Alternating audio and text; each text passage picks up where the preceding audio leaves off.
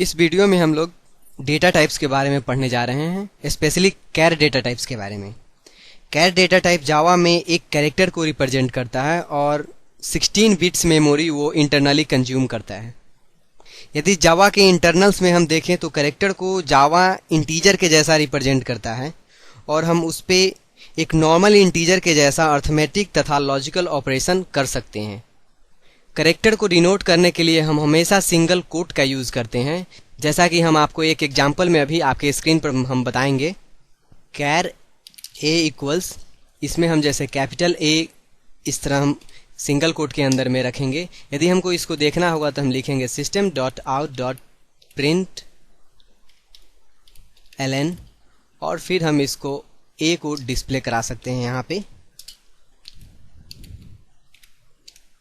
और फिर हम यहाँ पे रन कराएंगे और आप आउटपुट यहाँ देख सकते हैं a इक्वल्स ए।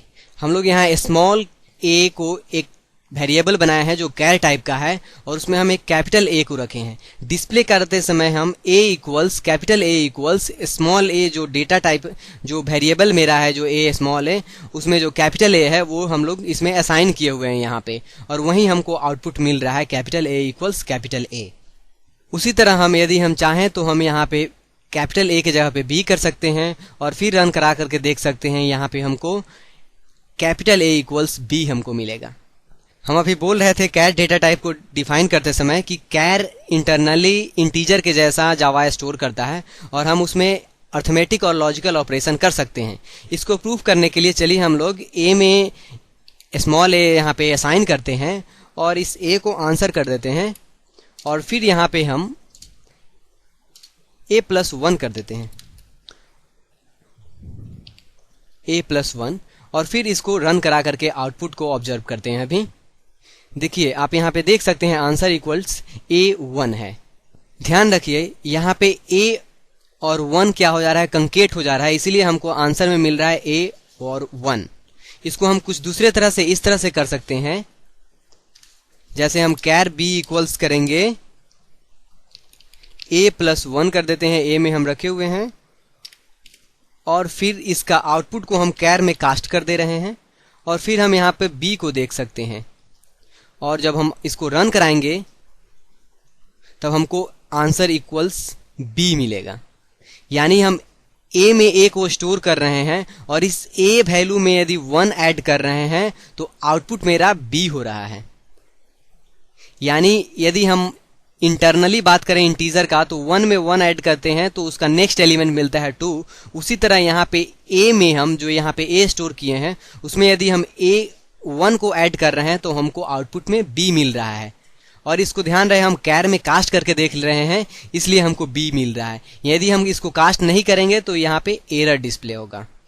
उसी तरह चलिए एक और एग्जाम्पल यहाँ पे देखते हैं। हम यहाँ पे इंट x इक्वल्स 75 यहाँ पे स्टोर कर रहे हैं और फिर यहाँ पे हम कैर y लिख रहे हैं और इसमें क्या कर रहे हैं, हम x को स्टोर करने का कोशिश कर रहे हैं। ध्यान रहे y कैर है और x इंट है, इसलिए हमको यहाँ पे क्या करना पड़ेगा, कैर में इसको कास्ट करना पड़ेगा और फिर हम यहाँ पे y को डिस्प्ले करा करके देखेंगे कि क्या है यहाँ पे हमको आउटपुट मिल रहा है। आप देखिएगा यहाँ पे आंसर इक्वल्स k हो रहा है। इसका मतलब 75 जो इंटीजर वैल्यू है उसका अल्टीमेट मतलब यदि हम कैरेक्टर में देखें उसका मतलब हुआ k। उसी तरह यदि आप देखना चाहते हैं कि स्मॉल a जो कैरेक्टर वैल्यू है उसका इंटीजर वैल्यू क्या होगा, तो कुछ आप इस तरह से कर सकते हैं। जैसे हम कैर x में क्या असाइन कर दे रहे हैं, स्मॉल a कर दे रहे हैं और फिर यहाँ पे हम y में क्या कर रहे हैं, इंट y कर दे रहे हैं। ठीक है, इंट y में कर रहे हैं हम x को स्टोर कर रहे हैं और ध्यान रहे हम इसको इंट कास्ट कर दे रहे हैं x को और फिर यहाँ y को डिस्प्ले करा रहे हैं। अभी रन कराइएगा तो आपको पता चल जाएगा जो कैरेक्टर a है उसका इंटीजर वैल्यू कितना होगा, वो है यहाँ पे देखिए 97। कुछ ऐसा भी कैरेक्टर का सेट होता है जिसको हम डिस्प्ले नहीं करा सकते हैं, मतलब हम आउटपुट में उसको देख नहीं सकते हैं। ऐसे लिस्ट को हम एस्केप सीक्वेंस बोलते हैं। आप अपने स्क्रीन पे एक देख सकते हैं ओरेकल का डॉक्यूमेंट्री, यहाँ पे एस्केप सीक्वेंस का लिस्ट दिया हुआ है। इन सबों का यूज हम लोग कैरेक्टर के जैसा कर सकते हैं, लेकिन ये कुछ आउटपुट नहीं प्रोड्यूस करता है, बल्कि ये क्या करता है कि स्ट्रिंग को या उस कैरेक्टर को या उस वर्ड को फॉर्मेट करने में का काम करता है।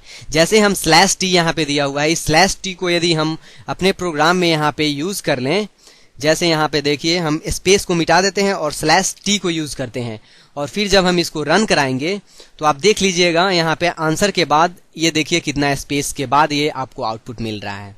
उसी तरह यहाँ पे देखिए एक और है /b, ये क्या कर सकता है, insert a back space in the text at this point. यदि /b को हम यूज करते हैं यहाँ पे, आप देखिएगा इक्वल का साइन है वो आपका इरेज हो जाएगा। रन करा करके देखिए, आंसर 97 आपको मिलेगा।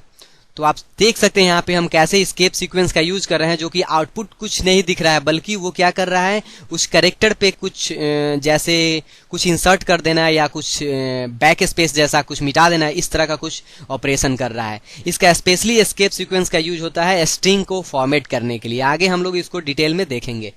कुछ ऐसा भी कैरेक्टर का सेट होता है जिसको हम यूनिकोड वैल्यू से डिनोट करते हैं। जैसे एक एग्जांपल हम यहाँ पे देखेंगे, इसको इरेज कर देते हैं और फिर यहाँ पे हम क्या करते हैं, सिंगल कोट के अंदर में /U $0 B लिख रहे हैं और इसको हम आउटपुट में देखने का कोशिश कर रहे हैं। ये /b हम मिटा दे रहे हैं। जैसे हम अभी इसको रन कराएंगे तो आपको आउटपुट में कुछ एक स्पेशल सिंबल जैसा मिलेगा। इन सब कैरेक्टर सेट को हम लोग बोलते हैं यूनिकोड वैल्यू। तो आप इस वीडियो में पढ़े कि कैसे हम कैर डेटा टाइप पे काम करते हैं। हम लोग कुछ डेटा को स्टोर किए, कुछ इंटीजर जैसा ऑपरेशन किए कैरेक्टर पे, और हम लोग एस्केप सीक्वेंस के बारे में भी पढ़े, और लास्ट में हम लोग यूनिकोड वैल्यू को भी देखे। उम्मीद है वीडियो आपको अच्छा लगा होगा। Thank you.